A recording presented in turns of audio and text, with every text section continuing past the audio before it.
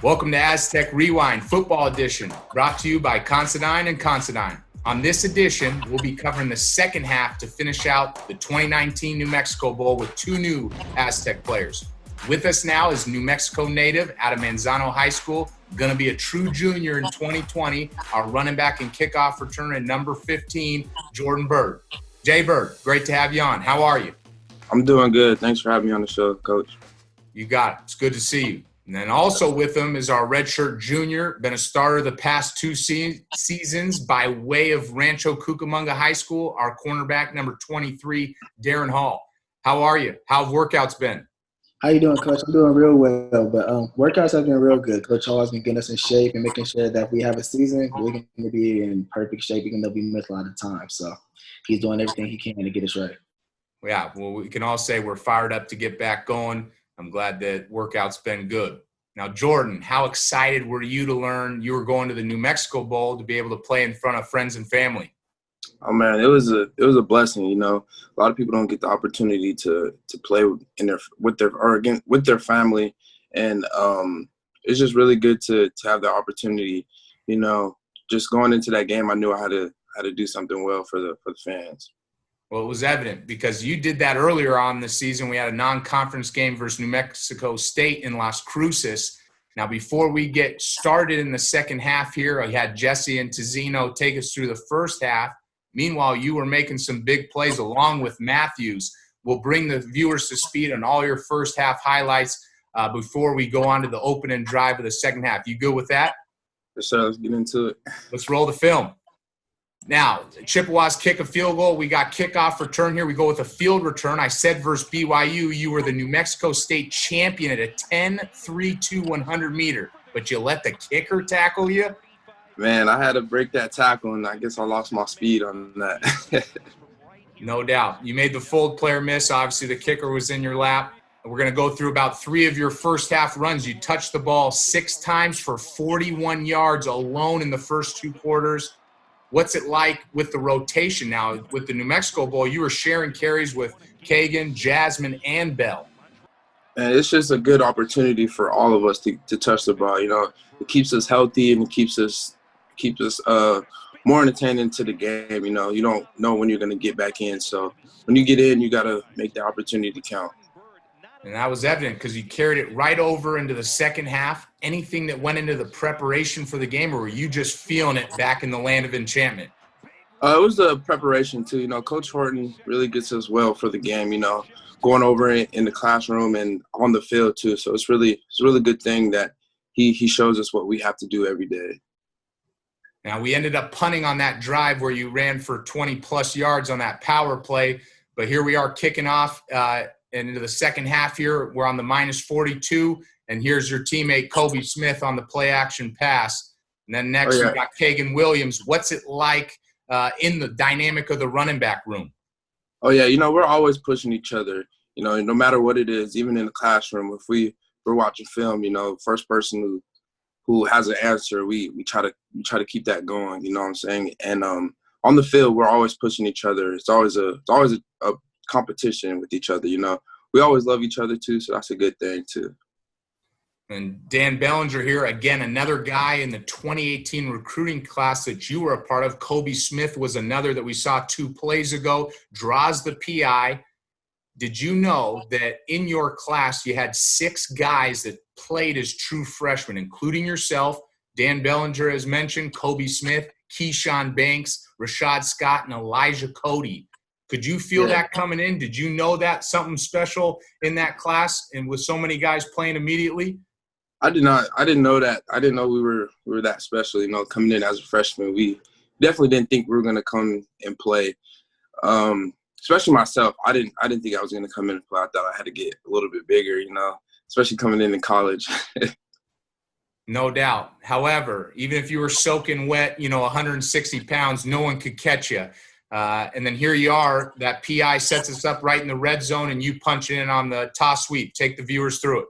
Oh, yeah. You know, from when the coach called this play, I automatically knew it was a touchdown, you know, because Isaac Lassar set that up for me and the blockers did too. So it's always fun running with Isaac Lassar. So it was a really good play. No doubt. We're going to miss him as a senior that just graduated. Now, Jordan, got to ask, being from New Mexico, what brought you to San Diego State? Just the chemistry I had with the coaches and the players. You know, it felt like I was at home. You know, the coaches brought me in, and the players did too. So it was a really good fit for me. You know, Coach Deke, you're one of the coaches that really brought me to San Diego State. So it was really good to have the opportunity. All right, doing it in front of the viewers at home. Well, I'm glad that's the case because you obviously started as a freshman. You earned your playing time ever since you stepped foot on campus, and you've been a great ambassador on campus other than just football. Now, D. Hall, what was it like for you in the recruiting process? You had Mountain West Pac-12 offers. Why San Diego State?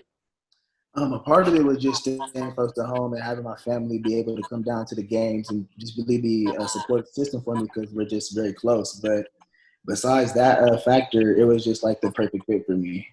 We ran a 3-3-5, so I would have a chance to get on the field early. Either I would be at safety or corner, just want to be able to play defensive back.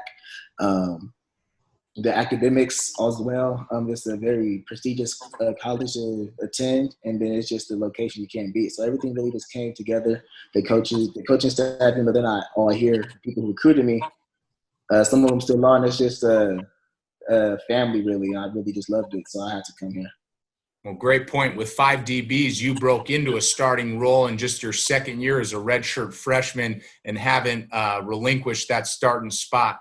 Now, the defense will again force Central Michigan to go 3 and out. And then D. Hall, you and the defense held the Central Michigan to just 20 yards rushing and picked off the ball 3 times alone in the first half. It's been an offensive highlight here on the second half with Jordan Byrd, but wanted to ask you, business as usual for the Bull, or what made the defense so effective versus the Chips? It was business as usual. However, we kind of felt a little disrespected because the bowl game we got into, we felt like as a team, especially, we should have at least. We felt like we should have been to a better bowl game. Or I guess, but no offense to Central Michigan, they're a good team. However, as a defense, we kind of took it a little personal. So going into the bowl game and going into like the practice, we just had our mindset on trying to shut this team out. I mean, we gave up 10 points, however, but our mindset going into the ball game was try to make another statement.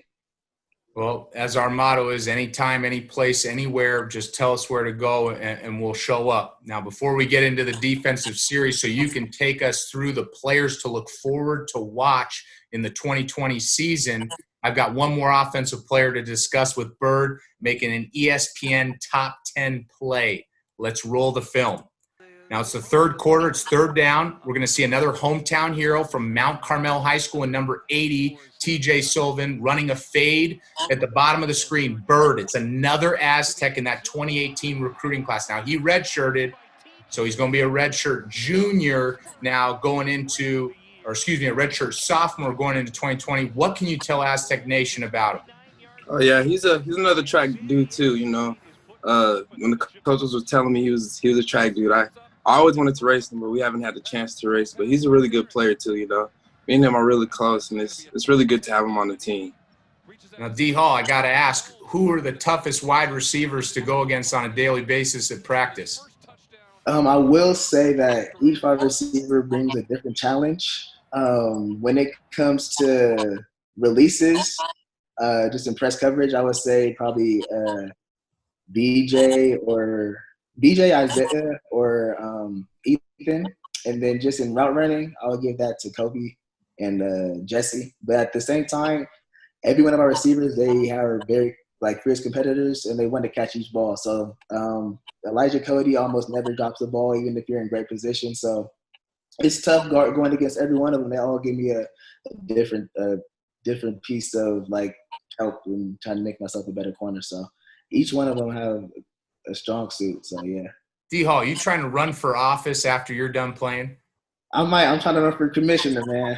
My goodness, that was the most correct answer. You listed all of the wide receivers in that answer. Yeah, no, I give them all their credit because they all are a part in the DB I am right now, just giving me a tough day every day at practice. Okay, D. Hall, finally it's your time. Been asking Byrd a bunch of questions and had a lot of the segment dedicated towards him to start there. Now, we had Zeno on to discuss the first half before you joined this episode with Jordan.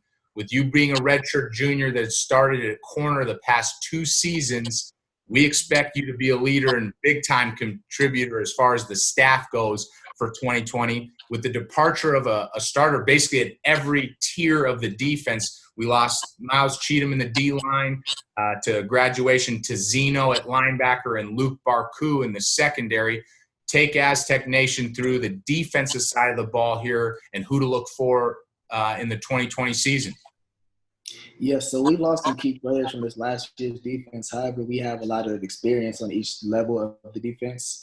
Starting off people like Connor Mitchell, Keyshawn Banks, and Cameron Thomas, they all have played. They all have experience with playing with older guys as Miles, so they have some of their they could take some of their leadership experience. In the linebacker level, we're pretty young. We're experience-wise. We have Andrew Alecki, who's a senior, and he's been playing since he's a true freshman. So he has it's his time to actually step up and actually be that leader for that level of the ball. And then the secondary, we have a lot of experience still. Even though Luke Barku left last year, we have people like Tariq, DJ, me, myself, Taylor, and Trent. So we've all played. We all have experience with playing in actual game settings. So as a team this year, this defense will actually be just as good as last year, if not better, if we come together and actually have the leadership that we need. So I'm pretty excited for this next year. Well, some big shoes to fill and finishing in the top 5 in the nation in yards per game. But since Aztec Nation hasn't seen a spring game, unfortunately, we only got 6 practices in until quarantine took place. What can you tell Aztec Nation as far as a player that you didn't mention just now that they may not know about but will know about in the 2020 season? Yeah, I believe people will become aware of the person named Sidarius Barfield. I've seen him make serious strides. He comes to me and we talk about football. Just getting some nuggets for me in the position because I played and we watch film together. We sit down and just go over plays. So I've seen him make some serious strides. So I think this upcoming year in practice and having the few practices we had in spring, he can make some big plays for us in the season. It's a little different playing in practice, playing in an actual game. The game speed's a little different. Got to react a little faster, but I think he has the tools to become a player for us. Okay, I'm glad you said his name. Now, he played last year on special teams, did a fantastic job, so I'm glad you're going to have to take him under your wing, and I hope that does come to fruition because he's been working his butt off. Now, Darren, we're going to resume action here on the defensive side of the ball here in the third quarter. It's going to be first down with about 6:24 left to play, and we're up 34-3. You good? Yes, sir. Let's roll the film.